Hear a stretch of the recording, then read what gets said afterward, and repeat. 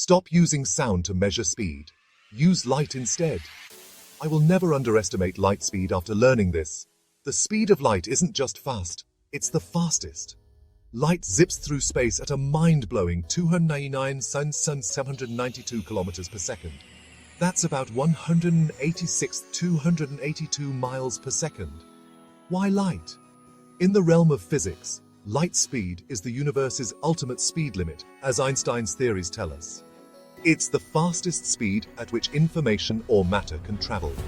Comparing other speeds to light, like the speed of sound, just doesn't cut it.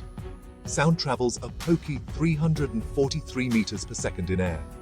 Way too slow and variable for cosmic scales.